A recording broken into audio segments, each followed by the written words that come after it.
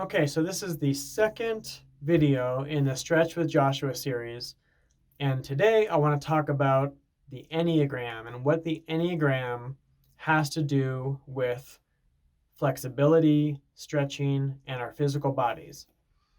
I have another Enneagram video a couple of videos ago, which is Enneagram for storytellers. It might be a lot of the same information here. I'm just taking the same Enneagram system and I'm applying it to the world of stretching. So everything that's in that video is still true and accurate. Everything in this video maybe can even be helpful for storytellers, but I'm just applying it to a different use case. So stretching, flexibility. This is, or a lack of flexibility is created by the nervous system. It's created by a habitual tension or habitual clenchings throughout the nervous system. And as I said in the last Stretch with Joshua video, different parts of the body clench tight for different reasons, for different issues.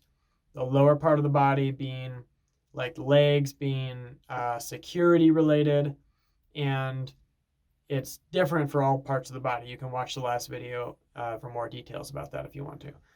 But what I want to talk about is the Enneagram, because there are 9 different, in the Enneagram system, there are 9 different personality types. And what that also means is there are 9 different nervous system orientations, 9 different nervous system fixations. So if my personality is only my nervous system fixation, what does that mean? That means my personality is not really who I am. The Enneagram is a very unique system, personality typing system, in the sense that it does not tell us who we are. It tells us who we're not. It tells us what box, because of our nervous system's orientation, tells us what box we have placed ourselves inside of without realizing it, so that we can step out of that box and live to our fullest potential. What this means is if my nervous system's orientation, for me, for example, is in Enneagram 1 through 9, there's no better or worse. There's no higher or lower. It's just a wheel of 9 different types. You know, the 9 is next to the 1 in the wheel. So my nervous system orientation is what's called a type 3. And again, the number doesn't mean anything in itself. The type 3 is referred to as the achiever, right? And so what that means, I'm just using myself as an example, the achiever looks to their achievements to validate their worth. And so what that means is I had to be able to witness myself attempting to feel worthy and validate my worth by making achievements. And if I can see that drama playing out, I no longer buy into it, which means I can see that this is the activity of the nervous system. This is not me, because I'm the one who's observing that drama happening. And the more I can be aware of it and the more I can watch it happen, the less control it has over me, the less I buy into it. And the magic is the less that I react to it. And so the less I clamp down. And so the less tense my body is, and the less I need to stretch or try to achieve anything. I'll give you an example of how this works. So I have, I do a lot of, let's say, or in the past, I've done a lot of self-inquiry to kind of learn about what's going on inside of me. And I remember one case in particular where I had a huge realization. I had this sort of like a really deep memory come back to me, and I cried about it and I processed about it. And a lot of tears came out, a lot of emotion came out, and I was much lighter afterward. I released this big heaviness. And then what was super interesting to me, I was able to turn and I said to myself, wow, I have never been this flexible in my life, in my whole life. It was incredible. I suddenly, my elbow could like reach to, I don't know, like the other side of my body. It was really impressive. By releasing this tension, this emotional tension, the muscles are free of that excess energy. And so then they're free to stretch. So the opposite is also true. And that's what makes this really cool is when you when you come in to work with me and live assisted stretching, or if you're stretching yourself, whether it's yoga or whatever it is, you are stretching the physical body, and the physical body is the subconscious mind. So wherever we have tense holding patterns, that's an indicator of some rationale that we have deep in ourselves about why the world is unsafe, why I need to tense, why I'm on edge, why I'm anxious, why I'm fearful. Whatever it is, the physical body is a mirror of our emotional body and our mental body. They're all joined together, and they're all reflections. They're like on different dimensions, multidimensional experience of being a person, right? So they're all gateways, or they're all entry into resolving it however I want to. So I can go in through the mental and kind of inquire about what's going on with me, or I can go through the physical body and stretching. It all goes toward the same result, which is a relaxation.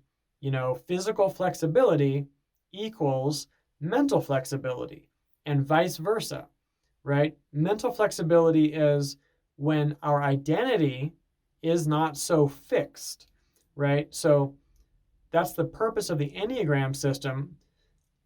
I should put up a test. Yeah, I'll put up a test link, Enneagram test link, connected to this video so that you can find your type if you don't know it. So the interesting thing about the Enneagram system is there's a lot of interesting things about it, but I'll say one of my favorite things about it is we know the polarities for each type. The underlying polarity is what creates the drama. So, for example, I used my type 3. The type 3 polarities for the hemispheres of the brain, I call these the worldview polarities, are skill and fantasy. So, whenever somebody who's a type 3 fixation has some kind of drama that's turning around and around and around in their mind, it's always about, for the type 3, it's always about skill versus fantasy. I'm fantasizing too much, or I'm relying too much on skill. Fantasizing too much, or I'm relying too much on skill. It's like I'm cold and calculated, or I'm totally, detached and in the clouds. And if I'm going back and forth between these two, I know that is nervous system drama, and it's not actually who I am. And so if I can understand that that's happening, I can understand what's making my body tense, and I can understand what stretching is actually doing for me. And if I really understand, if I really want to make progress in my flexibility and how I feel in my body, in how I feel day to day, and how much energy I have, and how much energy leaks I have based on these unconscious dramas, if I really want to do something about that, I can hit that from multiple angles. I can hit that from the mental. What Enneagram type am I? What's that type's for core fear and core desire? What's that type's emotional drama? The polarities that I mentioned, the worldview polarities that happen between the hemispheres. I can then take that information and I can compare it to what's going on in my emotional body. What am I afraid of? What am I craving? That's the big things right there. What am I attached to? What am I afraid to attach to? How available am I for intimacy? You know, anything that's going on in our emotional body is going to be reflected in what we learn about from that Enneagram type in the mental body. And then the physical body is also going to reflect these back to us. It's really amazing how all this stuff works. Something that, just so you understand what I'm playing with here, something I'm going to kind of look for and experiment with, not experiment with, but just kind of watch for patterns, is if my stretching clients find out their Enneagram types, I can watch for patterns in which types tend to have specific tight spots in their body, because we know these are going to correspond somehow. We know there's going to be some kind of nervous system, let's say, familiarity, or what's the word, like just patterns between if there's 5 people who are type sevens, and there's 5 people who are type 2s, and there's 5 people who are type 1s. The type 1s are going to have certain patterns in common. The type 2s are going to have certain patterns in common. The type 7s, of course, are going to have certain patterns in common. And so I'm not yet, I haven't had enough clients to tell you what those are, but just to give you an idea that I'm sure that exists. And so that would be an interesting study for anybody who wants to kind of look at those physical holding patterns that correspond with each Enneagram type.